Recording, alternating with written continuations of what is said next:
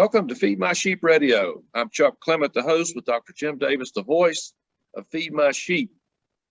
Tonight's message and discussion is, what is a believer to do about inflation?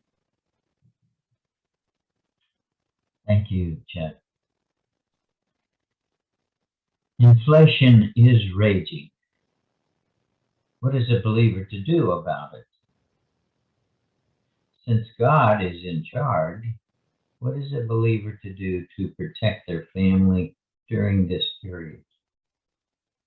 Stories abound about how certain folks became rich during the Depression, but what are the perils of inflation as prices go up? What is stagflation, and how might it disrupt the Christian home? Holy Scripture talks a lot about money and stewardship and investment.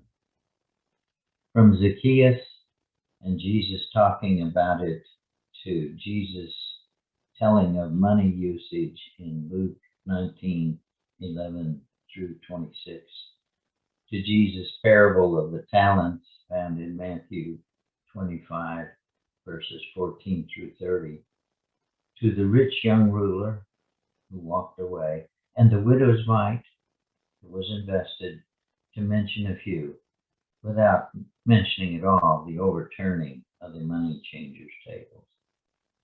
For clarity, I will read the Matthew parable.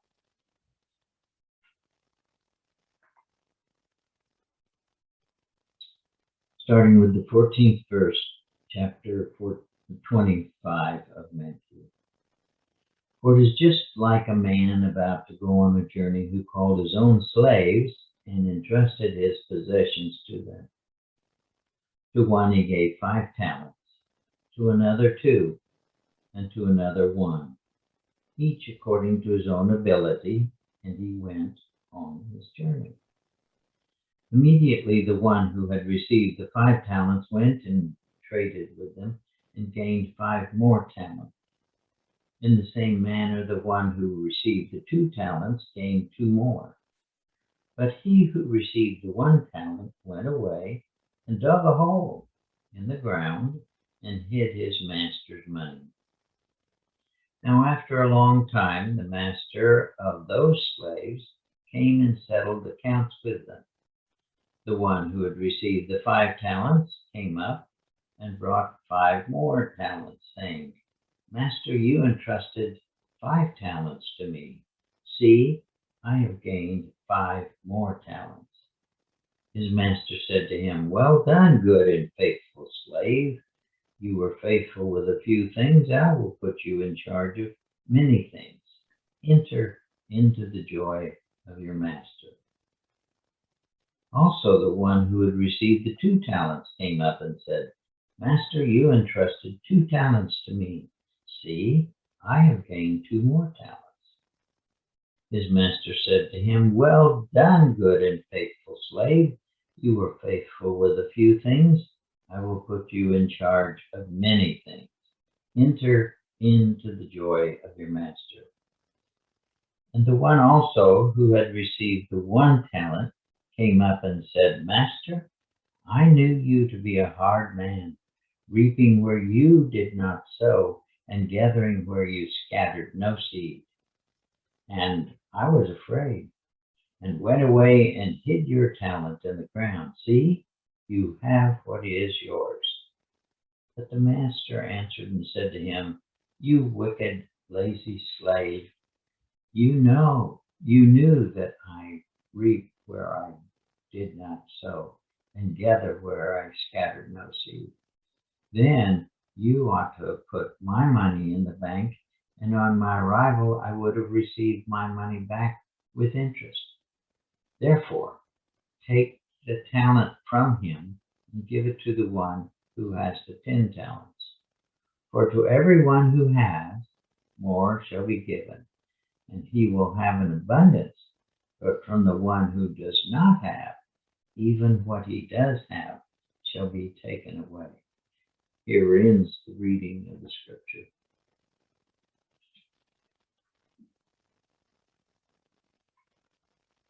With many believers still opting to stay home and reprioritizing their limited funds, they can become stressed. The need to help out kin that are unemployed can be a pressing need. Those neighbors that got behind on their rent during COVID might need help and assistance.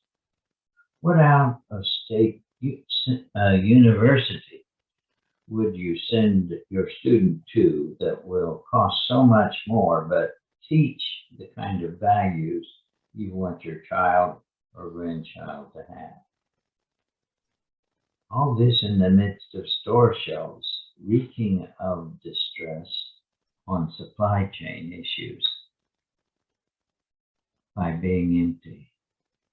Some are laboring under the stress of not wanting to work at all. What are the political and financial options of socialism and Marxism offering to those who think they are financially distressed? Well, considering that, quote, the essence of a financial plan is to determine the best way as a manager to handle God's money that he has entrusted to you, unquote. This quote is from Deborah Smith McGee's. We have a great resource with deep knowledge in our podcast team, Chuck Clement. Chuck, in the midst of this, what options might a person facing some stress with the mixed signals of our national economy these days would you consider for their peace of mind? The question we get in most of this is in my business relationships. It's never that the conversation is never about peace of mind. That's the journey. So what we find is we take an individual where they are, what their mindset is. We try to have that conversation about what the mindset is. But relative to just dollars, one of the strategies that we use is just simply to take the income that they're currently spending and investing, whatever that income is, and look at that over a time horizon. And if it's someone's 40, well, that time horizon could be to age 90. Because most folks, the stress is coming from the immediacy of the moment, right, and the unknown of the future. So what's needed is clarity. And clarity is just simply taking your household needs and projecting that out over time and matching that with the income over time. And what we find in a number of cases is that stress is there because individuals can't see the long term, and that once that's put before them, that the economic issues of the day, in some cases, actually don't even affect them. That doesn't mean that they're not going to the grocery store and not seeing eggs on the shelf. Sure. That means they're not going to the gas pump and paying rising to $4. However, their mindset changes when we can do that little mapping. It's nothing more than just a simple mapping, and they see they not only can ride the bumps of the economics, they find that they could have something left over. And in some cases, we have individuals with what may be termed in conventional terms as a lot. Okay, whatever a lot is. And their mindset is such that even though they have a lot, they're afraid they're going to lose it all. Yes. And so we go through these dynamics of what would it take to lose it all. I mean, we actually can model that for people. Both of these scenarios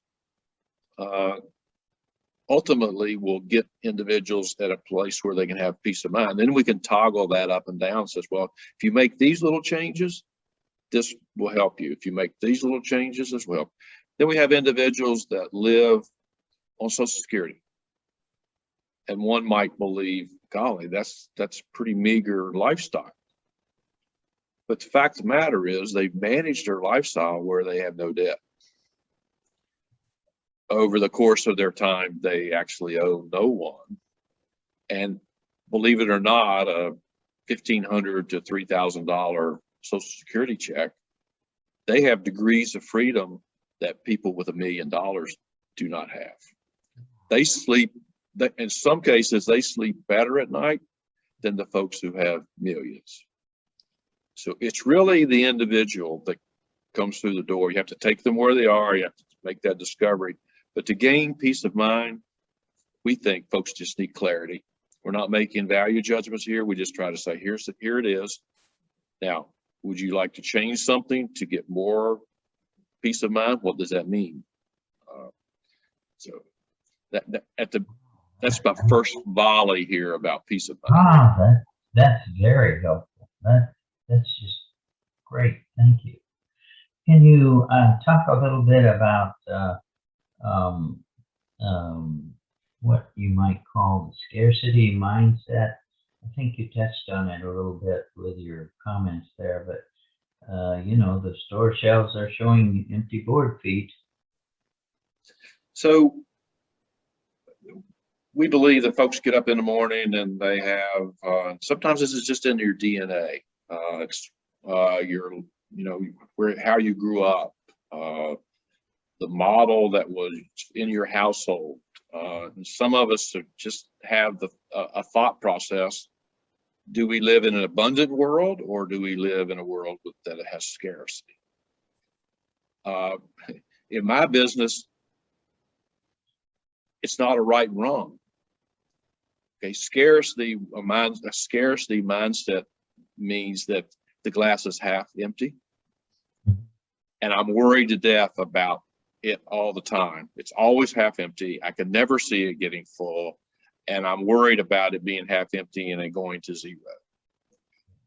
And so that can create so much stress in people's lives that if they keep that mindset, and that is totally how they get up in the morning. If that individual goes to Kroger and sees a shelf without eggs on it, holy cow. Okay. It disturbs their life. It's really a big deal. I mean, it's real. It's a big deal because it's all about scarcity, and that's reinforcing it. And then you have a leader come on, the TV and say, well, gas prices, they are what they are, pay it. Well, that's scarcity. Then the other folks, they live in a world of abundance. Well, sometimes that world of abundance, I may have a glass half full, and I may place bets in my life that I can get that glass full, and I overextend myself, and I end up with a glass half full almost. So abundance can get you in trouble because you can take on more risk, or you think you can do more than you actually have the capacity to do. So we try to, in the world of planning, you try to balance those two. You try to understand that's another demographic, another attribute of an individual through a conversation. Mm-hmm. And those that live with abundance, they're maybe be viewed as more positive. Okay. Those that live in a world of scarcity may be viewed as more negative, but in the context of their daily lives, it may work. We have folks who have a pension. There's, like, for instance, a school teacher, teachers don't make a whole lot of money. When they retire, their retirement's not that, and most of them will tell you that it worked better than they thought it would. And you add that with Social Security, they have more or less a guaranteed income there, and more than they really thought it would be. And they thought that there would be scarcity. They literally have abundance and have, in some cases, money left over they can do things with. And this is all individualized. Every individual is different, but just big picture. But the thing about scarcity and abundance, I mean, I get out of bed, I'm an abundance guy. The other thing about it is if a church is looking for, I hear this all the time. So churches are always looking for young families. I don't know a church that doesn't have that on their calendar, doesn't have that on their agenda. Some folks in the church will say, well, there aren't many around, or why would they come here? Or, we don't have money for youth pastor. All that's scarcity thinking. Okay, scarcity thinking. Abundance thinking is they're out here. Okay, there are plenty of those folks out here. Now, what do we do to attract them? And do we make an investment in that to attract them? That's abundance thinking. They're there. It's our problem that they're not here. So two ways to look at it, and those two ways conflict a lot in the church by those thought processes. And let me just expand one more. I don't want to go too far, but so to me, there are three levels of each one of those. There's an intellectual level of just understanding, you live your life in a scarcity mode or abundance mode. That comes out in the planning, by the way, to look at that holistic model. So there's an intellectual conversation about scarcity and abundance. Then there's a practical conversation about scarcity and abundance. There is a moment in time where scarcity can be pervasive when eggs are not on the shelf. Gas is $4, and it impacts everyone. It's just the abundance people will absorb that, internalize that different than the scarcity folks. And in those situations, people need an outlet. They need to talk. So if it's about, can I make it financially through this drop in the market, or you need to go to your advisor and have that conversation. What's it look like? Just practical advice. Just lay it out there. What's it look like? Then the third dimension. So we have intellectual understanding of the two. We have the practical knowledge of it, that it happens. And what does that window look like? In today's world, you will be hearing words like inflation, Dr. Jim, is transitory, meaning it has a life cycle and it's going to go away. If you go to the grocery store and there aren't any eggs there, or there's no bread there, or the gas is $4 a gallon, inflation's real. The question is, what's driving it and what's the prospects of it for standing? That gets into that stagflation note you said. That would mean inflation goes up and the economy flattens out, and there's no way to get the economy to break through the inflation cycle. And then the third piece of it's spiritual. Spiritually, or do you live in a scarcity model or an abundance model? And I think by the scripture, I think it's fairly clear that God will provide all the abundance that we need.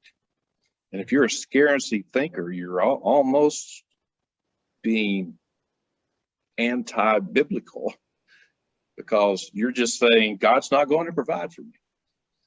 So I like to filter that conversation through those lenses. Intellectual, just understand what it is. Which one am I? Look at myself in the mirror. Practically speaking, we have a moment in our history here where we've gone from abundance in the economy. We're going to a scarcity model in the economy. How do I navigate that? What's the impact of that? And then spiritually, should just trump both of those if our mind's right and we're in tune with God. And it's hard for scarcity oriented people to deal with God's abundance, and from Chuck's perspective. Right. Now I'm thinking as you're talking about that, some of the comments that I've heard lately have to do with emotions, and I can see how the intellectual and the practical and the spiritual all feed into that emotional stuff. And then they sort of make a gut kind of decision that's something that their gut can live with. And so that's very helpful. Individuals who and Chuck's been one of these most of his life. Okay, stop talking about me. Individuals who think they're self-reliant. Yeah. They can work their way through things. This is just not, it's not healthy really to do this on your own. It's not healthy spiritually to think you could do it on your own. That's why there are ministers. Okay, that's why they're individuals that. That's why there's Stephen ministers to help us get through cycles like this. Those who do it, you do it yourself, or you sort of get in your own head. So you start talking to yourself about this situation. All you're doing is negative reinforcement. So to break out of that, you just have to get somebody else's opinion that has nothing to gain by your mindset, but can give you some clarity. And so as bad as it is, understand if it is bad, it's bad. I mean, but we know it. We can see it.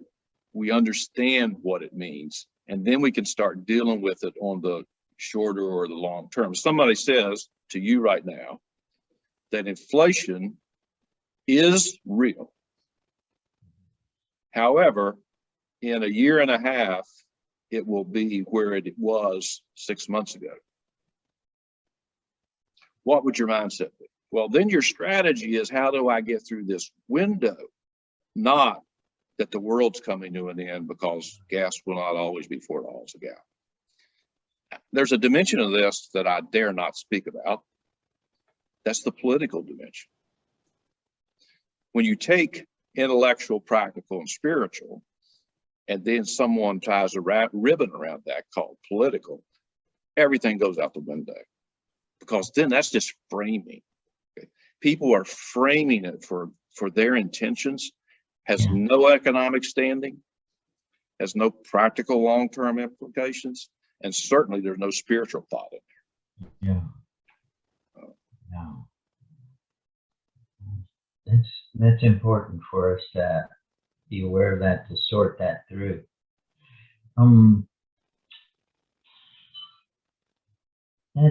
I had a question written down here, and I think you sort of answered it by that. So I'm going to go on to another one. How might one go about then forming a personal plan that might serve them in the thicks and thins of our present day and future economically, building on the thoughts that you had there about thinking about it intellectually, practically, and spiritually, and not getting bumped around too much by the political person who's into political reason instead of sound, practical help. This is not a conversation about Chuck's business. This is a conversation about how you can gain insight into these dimensions of your life. They're professionals out here, just like they're ministers, they're therapists, they're psychologists, and they're folks called financial planners. Okay. And in some cases, you can go to an individual entity and they'll do a financial plan at no charge. I mean, I'm talking about detailed financial plans. And in some firms, they have the capacity to deal with the spiritual. So that's an anomaly. Okay, so some firms, if you even bring up the spiritual, they have no clue about how to handle that. Some firms are grounded in the spirituals actually first. That's how we can have the conversations about the other dimensions. But you need a trusted advisor. If you could start with your minister and say, who would you recommend that I talk about these issues with? Because I need some clarity here. I'm scared. Okay. We've had folks come to us.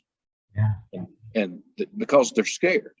Our job is to extract that fear out of their life to the degree that we can. And I can't emphasize enough, a lot of that is just having a conversation with someone you trust that has the ability to understand all of these issues in the economy.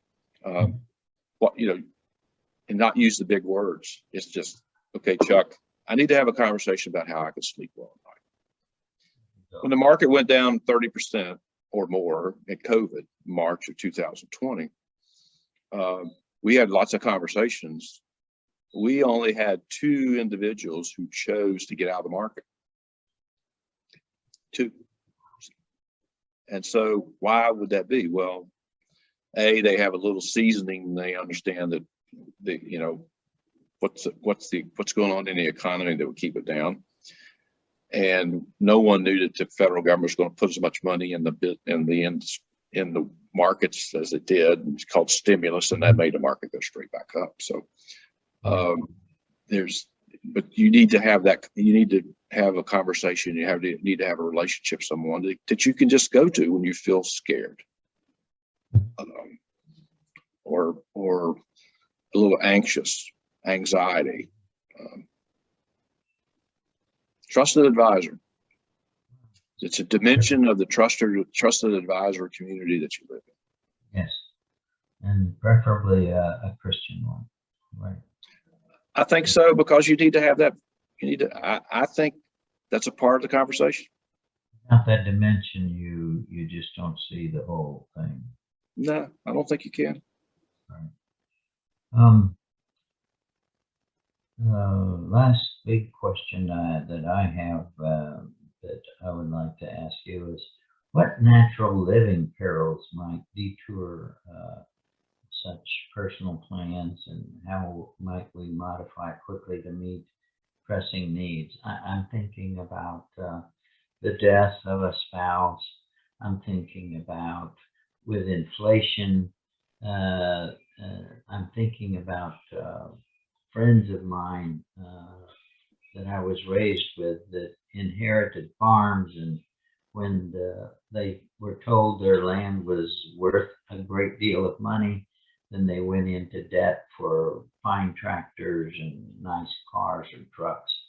And then they were told their property wasn't worth so much, and they owed the bank based on the former loaned amount, and they didn't have it, and they lost their home. So, and that wasn't anything that they did. They were working with the principals at the time, but they lost it all.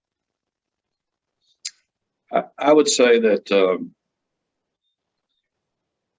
divorce and death, and in our society today, there's this term called special needs.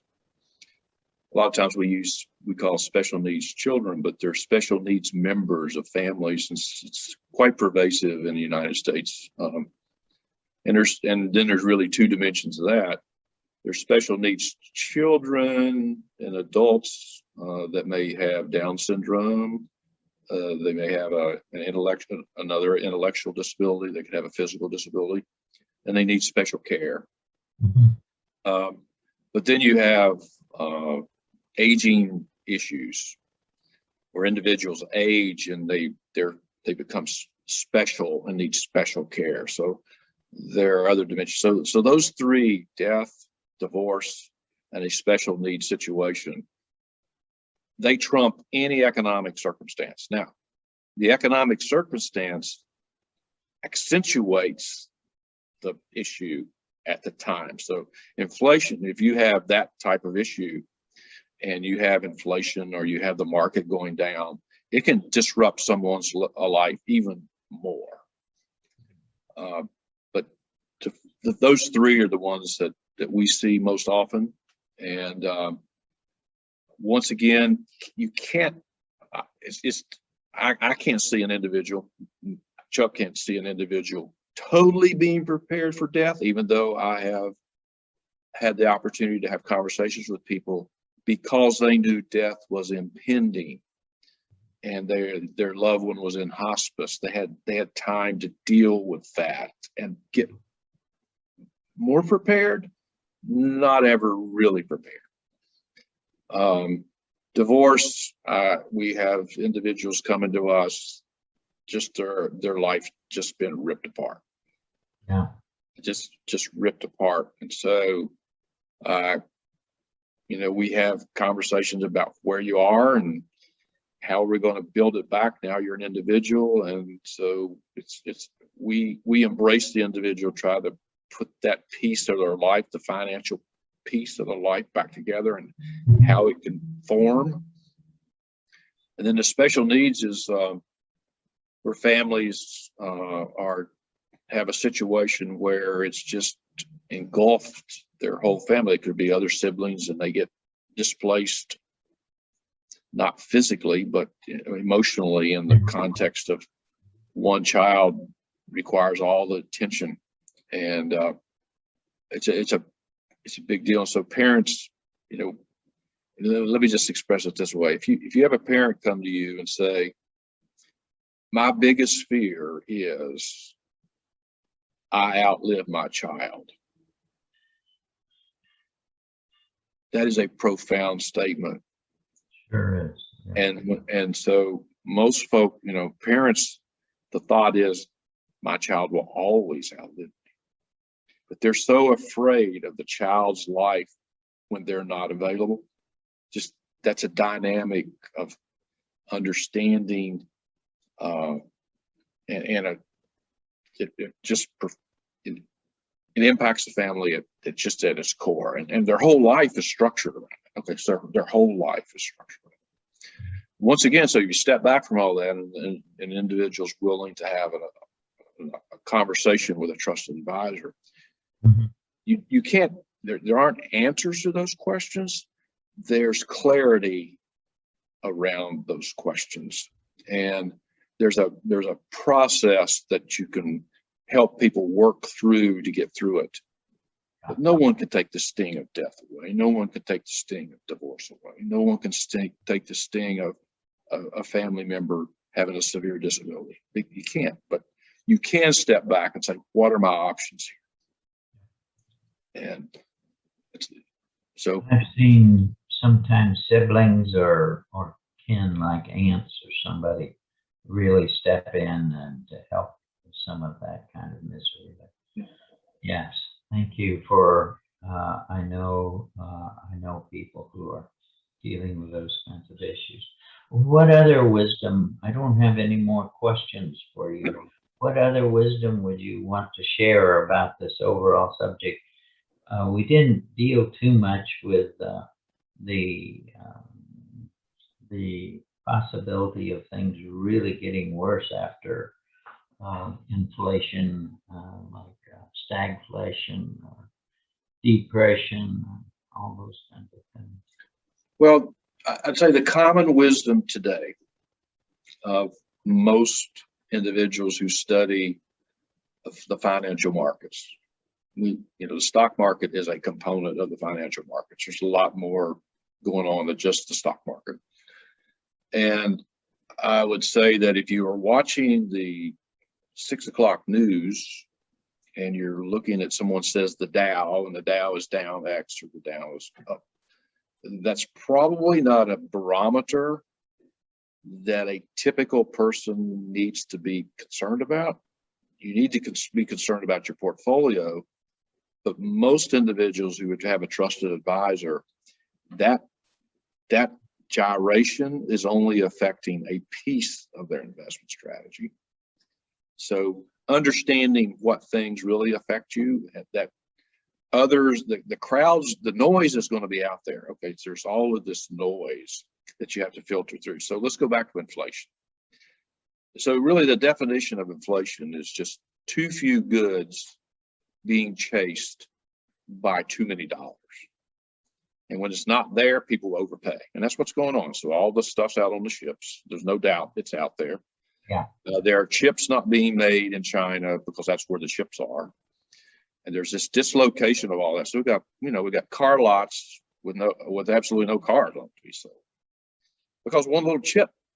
It's not because there's not tires and there's not engines and there's not oil and there's not gas, but a chip. So this dislocation, it happens. America is looked at as the innovation center. So the thought is in America that it will stay the innovation center, and therefore innovation will allow us to continue to add value. That things won't, over time, we're going to keep adding value just because we're just really good at innovation. Other societies and economies just don't have that ability to create and innovate. But again, so if someone says today, as some politicians do, well, inflation is just transitory. Well, back to the eggs thing. I met with a client today. He says, Chuck, I went to the store, there's no eggs. Now he's got enough money, he can travel around, try to find them if he really wanted an egg. But it's real. And to try to dismiss the reality of that just doesn't solve any issue. It is real. Question is, how long is it going to stay? Most prognosticators think it may take a year to clean this thing up. Wow. And what's driving inflation? What's driving inflation now versus stagflation? Back when my first home I bought, the mortgage was 11.5%. When President Carter and return on your CDs was 21%, for crying out loud. Who would ever? People of today don't think about that. So the question becomes, does that enter back in? But the reason for inflation now are logistics, and China can make all the chips in the world. They just got to get to it, and we got to get it the transportation in the seaports unwound. So this can be overcome, but it could be a year. Okay. Who would have thought? There were prognosticators when oil was $30 a gallon, $20. I'm not a gallon. $20 a gallon, and people were saying then in a year and a half it's going to be $100. They were saying that, and now it's true. It's interesting though that all of this is sort of synced up with America not developing more oil resources. Right. It's really interesting that for years, I mean, we could be, it was proven, and I think it's still proven, that we could be oil and natural gas independent if we wanted to be. Yeah. And then, so we had that lesson. So we've had that lesson over the last few years. And then all of a sudden someone's saying, get ready for $4 or $5 a gallon of gas. And we're getting that because we're importing. And someone will say, well, didn't we have a situation where we were drilling and delivering oil and gas to the market? And so there's a huge disconnect there. Yes. So I'm back to saying, if you own certain stock of some oil companies, you don't want this to happen because it's going to go down. But all you have to do is unleash the American gas wells and the oil wells, and it got to the point where gas was so cheap, America couldn't pump it anymore out of the ground. There's another dynamic. This is all, so it's all cycles. But yeah, the market, we anticipate inflation dying out in a year, probably. And who knows what's going to happen to it. I mean, a barrel of oil is going to go higher, and there are some political concerns, decisions that have to be made to actually drive it down.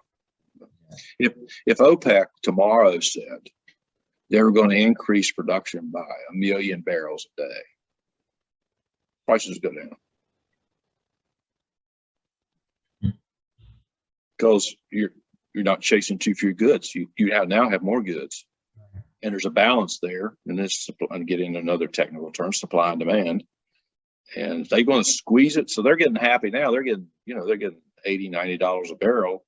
Oh, they're raking in all this money. Now they get a little greedy. Okay, so now they get the math guy out. The abacus comes out, and they said, "Oh, well, now if we raise our number of barrels at 180, 90, oh, look how much more." Well, then it goes up. It goes down. But the consumer is sitting there saying, "I got to pay $4 a gas," and then individuals that are in we just had to waive a $15 an hour wage, and that being the minimum wage and all that kind of stuff.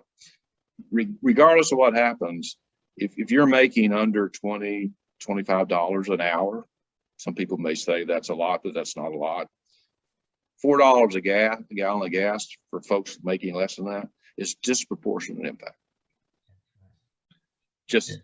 And that then they have to stop doing certain things to put gas in their car. And that affects them. And so how long is that window that happens? In the oil and gas world, that could be longer. It could be more than a year. And so All those these fluctuations are significant in how you helped us to understand them a little better. And I like the way you brought in the spiritual time and again. But God is present with us, and I am confident that those of us, such as yourself, who put our trust in Him will come out better because of the relationship with the Lord. Dr. Jim, thank you for tonight, and thanks for letting me answer some questions. It was fun. Your expertise and your educated wisdom and your experience. It's refreshing in arena after arena. Thank you. Okay. Take care. We'll see you next week. Bye.